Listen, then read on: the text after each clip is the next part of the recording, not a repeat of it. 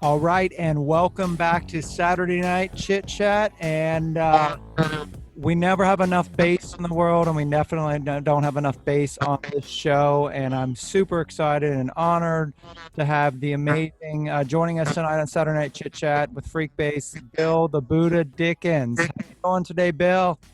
All right, man. How you doing, man? It's good, good. Now you're down in what, New Orleans, right? Is that right? You did a show last night with Leo Nosukelli, right?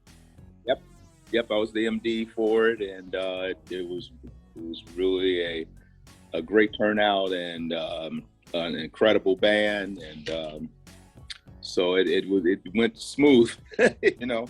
That's great, man. What venue did you play at down there? What venue were you at down there? We were at the Funky Uncle. All right, right on. Cool. So things are starting to kind of semi-open up a little bit down there in New Orleans now, it sounds like.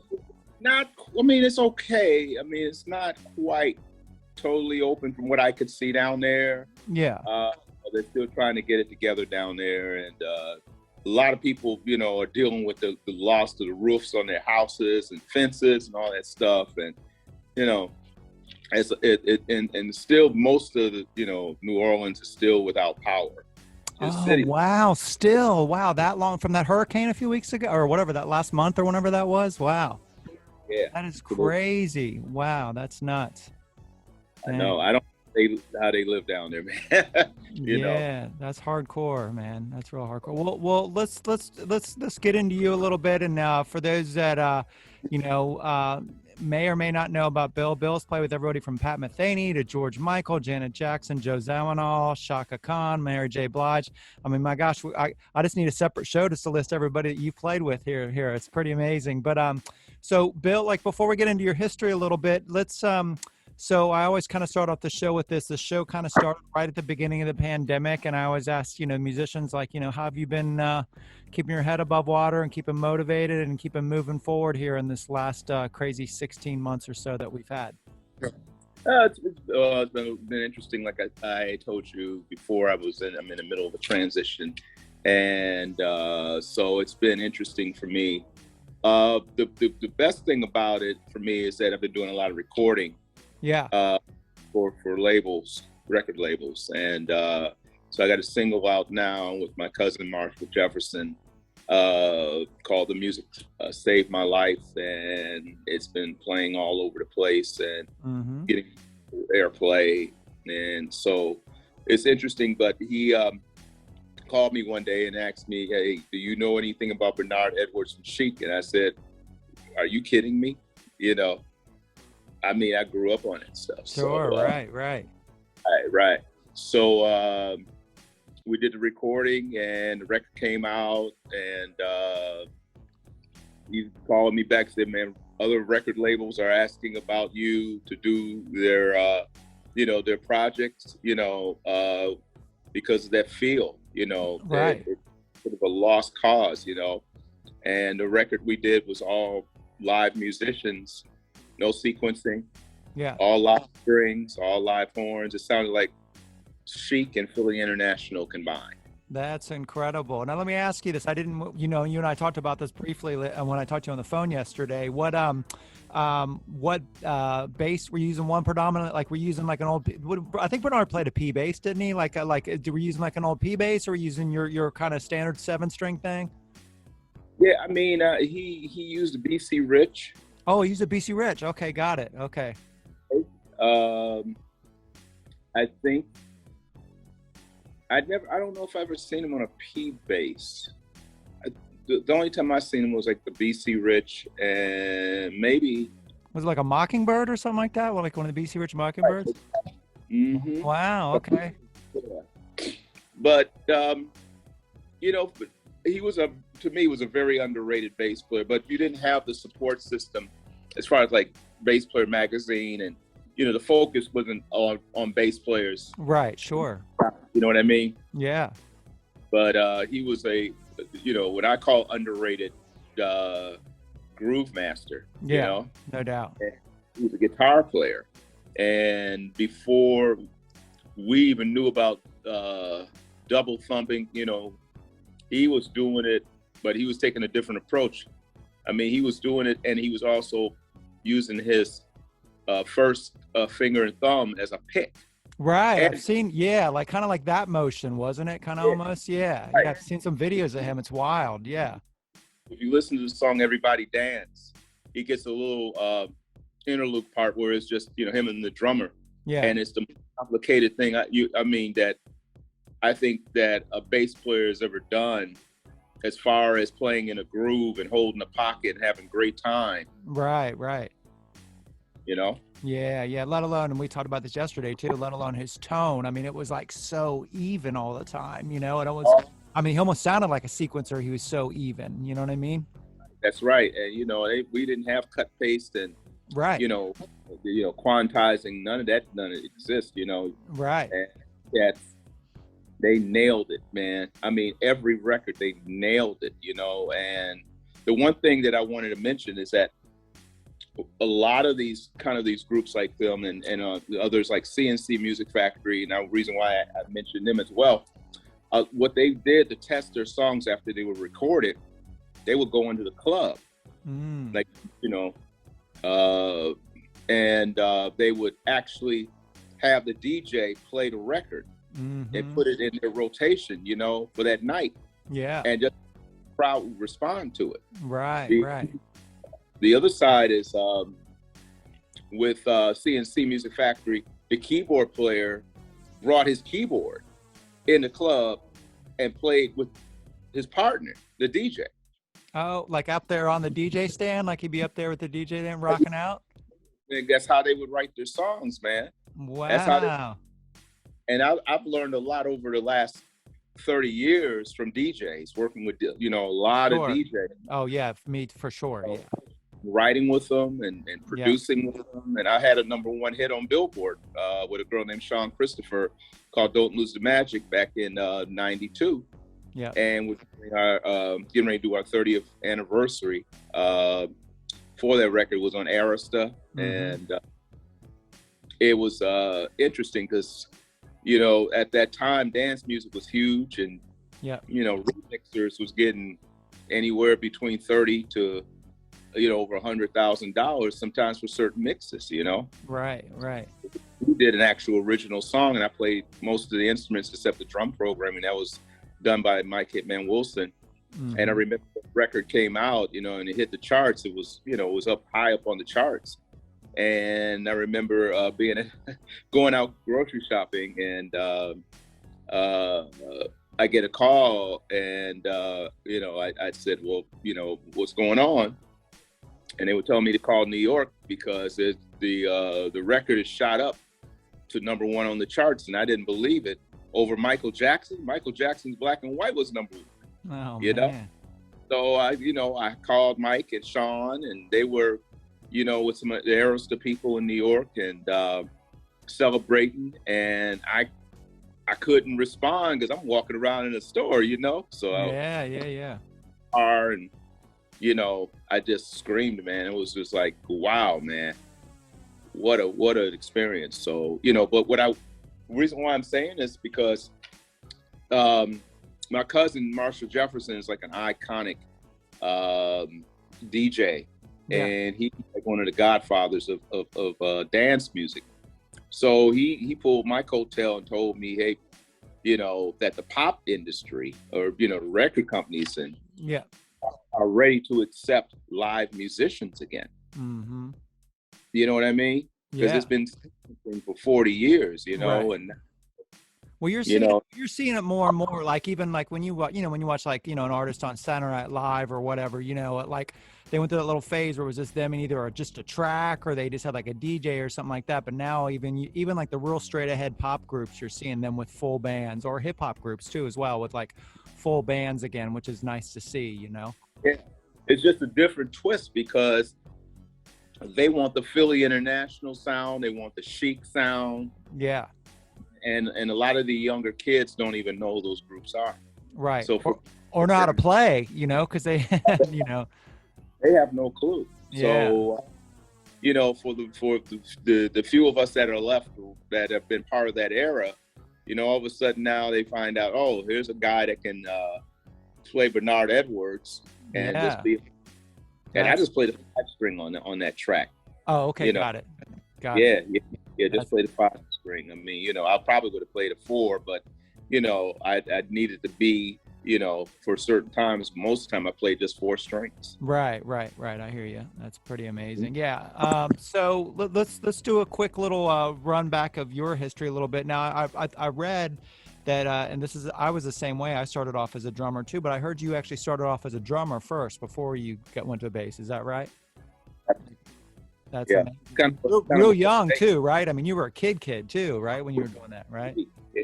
I grew up basically my mother, she was a guitar player, taking guitar lessons, her and my sister.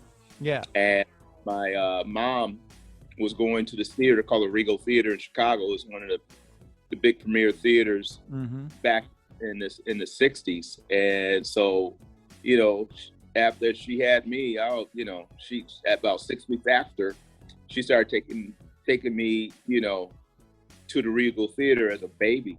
Yeah. And for a number of years, you know, I'm hearing all these sounds. I mean, I can't remember a lot of it, but you know, apparently, you know, she was going to see James Brown, the Motown Revue, the Miracles, Jackie Wilson, the biggest groups out at that time. So that's how I grew up on music. But you know, by the time I was 3 years old, barely could talk. You know, I couldn't explain to her what was what, because, you know, you seeing all of these musicians on stage. You know, most of those groups have, you know, like 10, 15 musicians on stage, and they're in the back, and, you know, it's like a dark blue light on them, you know. Yeah. Once they're reading, you don't know who's back there. Right. But fortunate, because, you know, James Jamerson was on you know, the Motown Revue tours. Yeah. Wow. You know, to see that, you know, as a young child. And so I told my mother one day, you know, I told her I wanted to play an instrument, and I didn't, you know, like I still was just trying to learn how to talk. And I said, I want to play this instrument. It sounds like a boom, boom, boom. You know, she thought it was the drums. Yeah. But my mother never wanted me to play by ear, so I had to learn every instrument by reading. Yeah. And so she started me out on drums, and I liked it. I mean, I like drums, and I enjoyed playing them, you know. But that wasn't the instrument that I was talking about. So one day, coming out of my lesson, and my mom and I went into the showcase room where they had all the guitars and basses. I saw this Vox bass draped over a custom amp 315 cabinet with the head on it. So I probably was like, you know, my height at the time was probably up to the second speaker, you know what I mean? So Right. And like, I looked at my mom and said, that's the boom, boom, boom, you know, I don't want to play. She said, I'm sorry, we ain't getting that. He ain't taking that home. Oh, no. Wow. Probably a unknown brand bass, and my first amp was an Ampeg B12. Oh, okay, cool. Right on. And that's where it started. And, you know, of course, Mom always went to Dad and said, look, give me your Sears and Roebuck credit card, because I'm going to go buy him some basses. Right. And 3 drum sets. That's incredible, man. That's great. That's awesome. And then you started kind of getting into like actually writing and I mean, you probably didn't even, and producing, even that you might not even know what it was called at that point, but you pretty young, like you were like, that was something that kind of fascinated you too from an early age, from playing too as well, right? The writing side of stuff. Yeah. Yeah, absolutely. Because, you know, because of that era, you know, you had a lot of great writers. Of course, you know, I'm hearing the music from such a young age. Yeah. And, you know, music, you know, that were either hits or fillers, album fillers. Right. You know, it was something that kind of came natural. It came with the territory, you know, for me, coming up. So, you know, I was into playing, but I had a lot of frustration, as a lot of urban kids would have back at that time. So I was lucky enough to hook up, with a guy that knew how to put lyrics and verses and choruses, that sort of thing together. Mm-hmm. And he taught me how to do that.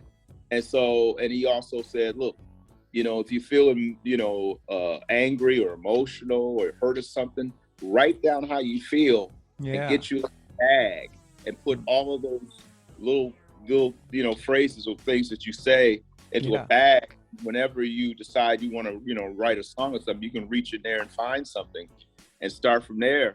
And little did I know that, those emotions turned into great songs. And I got my first writer's deal with a producer named Maurice Commander and the head programmer for WBMX here in Chicago, who ended up being my ex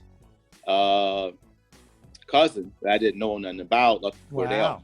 How about that? And so I had a great singer that was actually doing these little cassette recordings with me. His name was Kyle Boynton. Mm-hmm. He sounded like People Bryson. Okay. He had a higher voice, but he was phenomenal. Yeah. So with the demos, so I remember one time there was a group called North, South, East, and West. I was going to do like a sort of a showcase with them, and a guy named Bobby Robinson, guitar player, was the MD.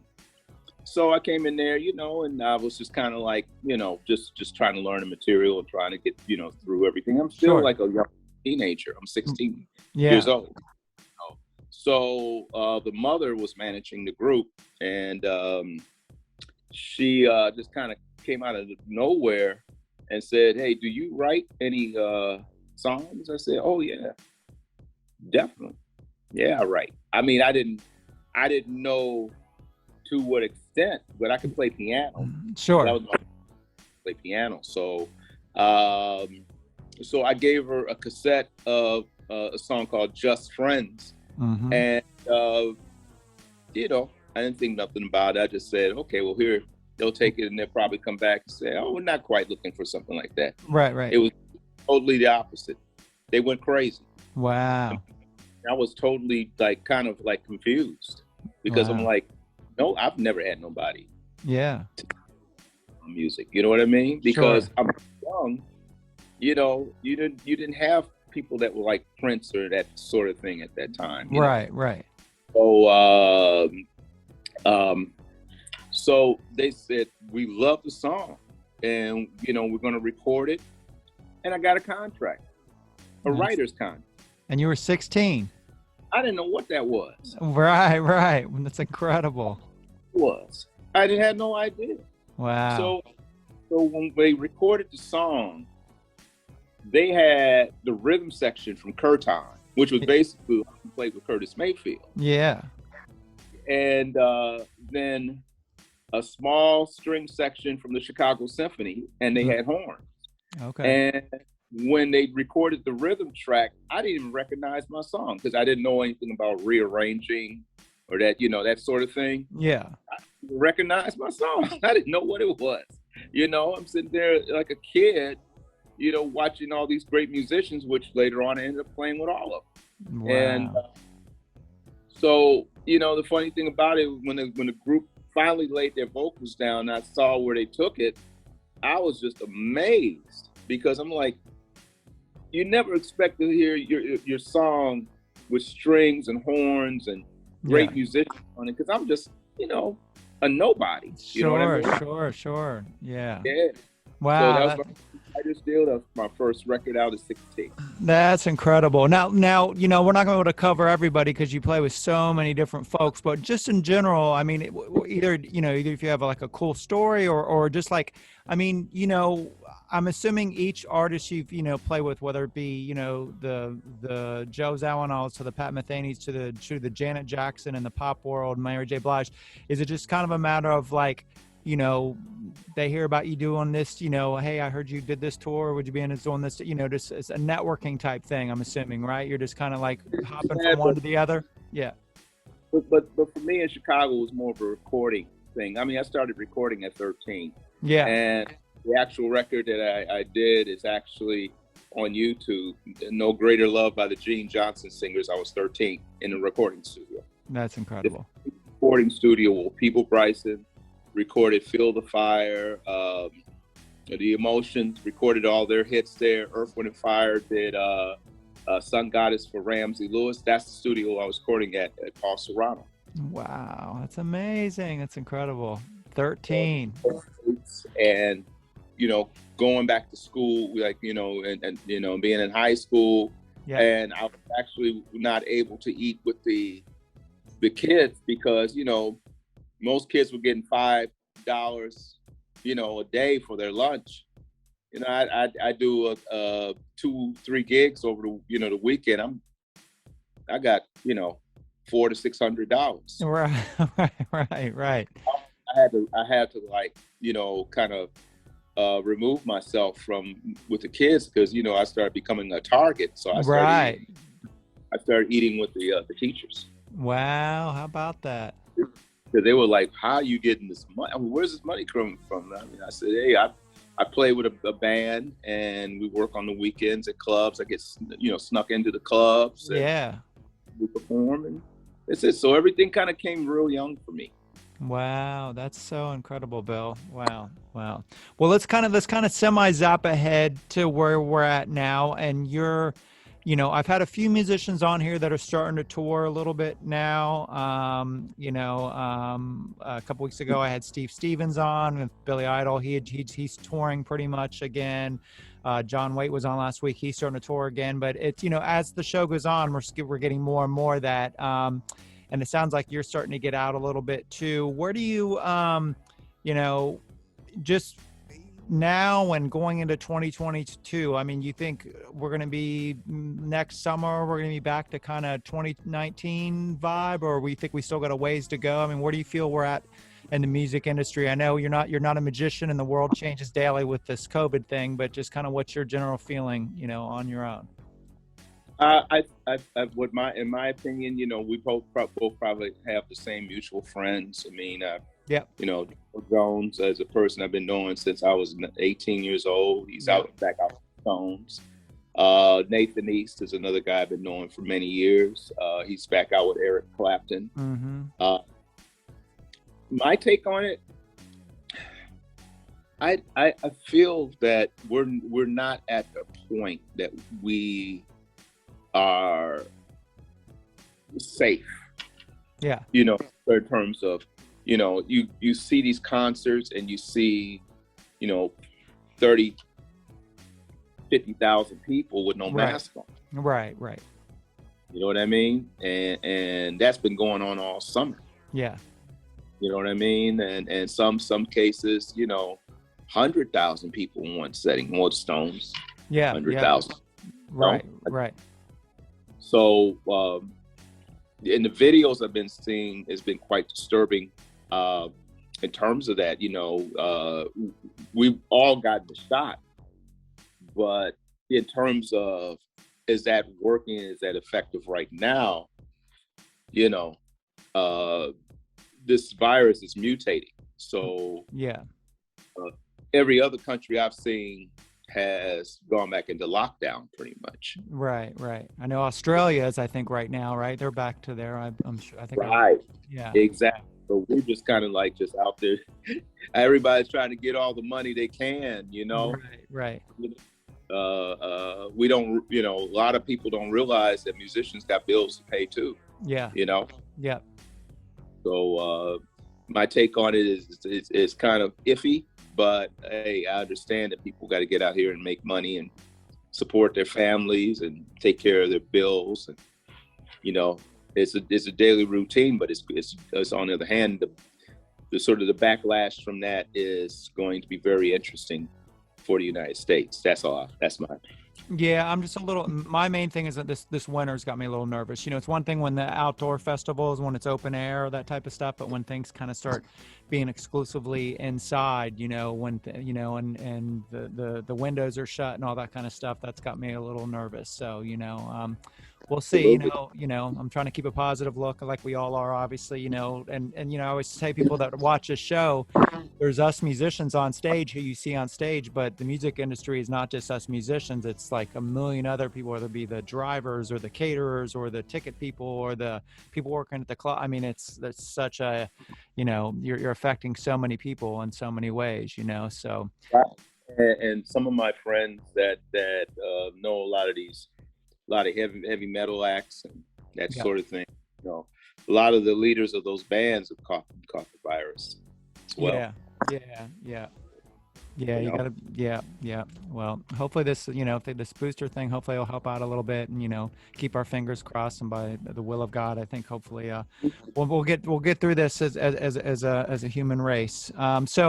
So Bill, let's talk about what you got kind of going on, what you got on the docket. Whether it be touring or recordings. You mentioned about the Bernard Edwards record. Is there anything else that people watching the show can kind of dial in and keep an eye out for? What you got coming out soon? For all of us, I mean, we're all artists in this business.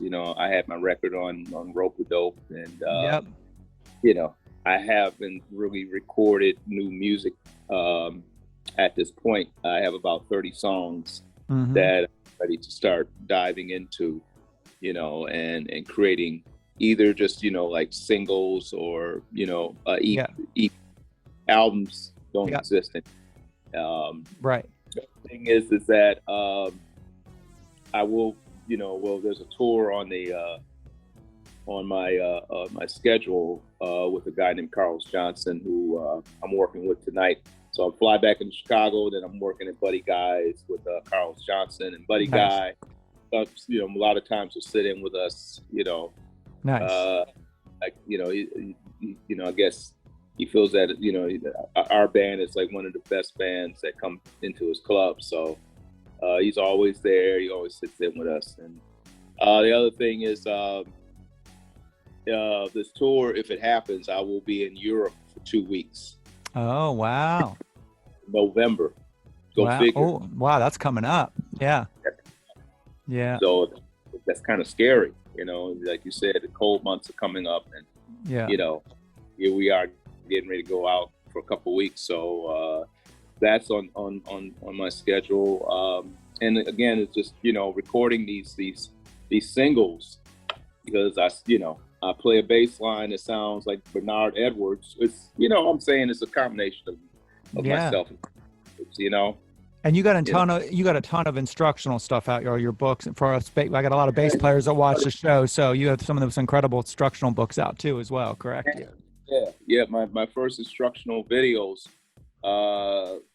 which was interesting, was the company was Backstage Pass Video, and we actually recorded 2 videos in one day. Oh, nice. It was we recorded the videos actually in the same room that Michael Jackson did Smooth Criminal video. Oh, nice. We came kind of after him. Yeah. As I mean, in the industry, just budgets were so different. I look back, on my first videos, the company literally, I don't know how, I mean, I'd be honest with you, they spent $100,000. Yeah. On a instructional, but it was like concert footage and. Yeah, sure, right. Had a whole crew of people. I had the makeup. I even had a makeup artist who worked with Olivia Newton-John. Wow. I just was, in that zone. I was working with Ramsey Lewis at the Fairmont Hotel in San Francisco. Okay. So, and at that time, I mean, it was the bass player from Journey was in, there. Yeah. And Jackson was he's hanging out. And it's funny, I think Randy had just got the gig with Journey, but I met the other bass player who used to be with Journey, so it was kind of weird. Wow, that is wild. That's right. Yeah, I forget he played with them for a bit. Yeah. Yeah, well, just hanging with those cats, man. And then Frank Martin put my band together, which had Will Kennedy from Yellow Jackets. Frank Martin worked with Narada Michael Walden. You hear him all over all those big Whitney Houston records that Yeah. Martha, Aretha Franklin records. You know what I mean? Yeah. Yeah. So he put the band together. So I had an all-star band with me. That's incredible, man. Well, man, I mean, you are the Renaissance man in terms of bass, and like I said, you know, I still don't see how you play that crazy 7-string thing, man. I'm not smart enough for one of those. They wouldn't want to stick one of those in front of me, man. If I didn't play guitar and I didn't study classical guitar, I probably would have never dealt with the instrument. But I was, you know, in my journey, I was lucky enough to see Sly and the Family Stone, the original lineup. Wow, with Larry still? No lineup. Wow. Wow, that's incredible. McGraw Hall and in Evanston, where I was born. Yeah. And he took me there. I was about 12 years old, and they had no chairs. I mean, it was 20,000 people. Yeah. And I was very lucky to, you know, my dad and I sat on the floor right under Graham where he was at. You know, and the stage was super high. Yeah. I like to say that, you know, that also they had a wall of white acoustic amps that looked like they went up about 3 to 5 stories high. Sure, of course. Right. Yeah. Across the whole stage. So Yeah. right under the stage. Of course, they were supposed to play at 9:30. A band by the name of Mountain opened up for them. Leslie Sure. West. Yeah, Leslie West. Yeah, yeah, sure. They were killing. Oh, And yeah. after they were done, everybody's ready for Slide. Announcer comes out and says Slide hasn't left San Francisco yet. Oh my goodness. Yeah, so we had to wait. He actually got on stage, make a long story short, around 1:30 in the morning. Oh my, wow. I've heard that. I mean, that was a pretty common thing with him, I've heard, you know. That experience as a young kid, and Yeah. they were dressed. They looked like they were like characters from Walt Disney. That's how they were. Right. You know, Graham was dressed up as a Viking with the long gown and the big helmet. That's, you know what I mean? Yeah, I My love first it. singing platforms. Larry Graham was wearing like sandals Right. that were platforms. Wow. Yeah, man. And he had this candy red Fender Jazz with all gold hardware. And when I tell you, he had I found out, you know, decades later that he had like 5 acoustic 360s in that wall amps. And so I had never heard Dance to Music live. Yeah. He had a big muff fuzz up there. And he Right. stepped on the thing. It sounded like Godzilla up there, man. That's incredible. Yeah, so and the thumping he was doing remind me a lot of Louis Johnson. He was Sure. doing like runs with his thumb, not Yeah. with his finger. It was astounding. I didn't know what to think. And also I saw Louis Johnson when they went out on their first tour as the Brothers Johnson with Quincy Jones' big band with a 15-piece band. Wow. And I saw Louis Johnson playing an Olympic bass, and you didn't see his speakers, but he had PA speakers on each side of the stage, looked like side fills. Yeah, yeah. See nobody move with their thumb and their arm, so you couldn't even see it. Yeah. You know, and I'll mention this to you is that a lot of our great bass players that we know that could solo at that time, a lot of them, you know, had to stick to a formula, you know, and the only unfortunate thing about that is that, you know, I was lucky enough to hear like Louis from the beginning. There was no right. phenomenal, but after that it was pretty much the same bass solo. Right. I gotcha. Yeah. Yeah. A lot of our heroes basically, you know, go out on tour and they would stick to a formula, you know. Yeah. Right. In R&B and pop music, you know, until Taco came along, you know, Right. and then you had to start. So Right. Well, you've definitely written your own formula, and man, I can't thank you enough for being on the show. And we got to, again, big thanks out to Mr. Michael Gordon. Mike's the one that kind of connected the dots, pulling us together on this. Yeah. And it was, yeah. An amazing guy, amazing bass player, amazing human being. So, well, you have safe travels. Good luck over in Europe. That's exciting. I'm sure, just obviously just mask up as much as you can. And, I'm sure everything will go great. And yeah, man, safe travels today too as well. And thank you so much for being on the show tonight. I appreciate it. Absolutely. All Have right, a good one. We'll see you soon. Let's talk soon. Bye-bye. Yes. All right. Thank you. Bye-bye.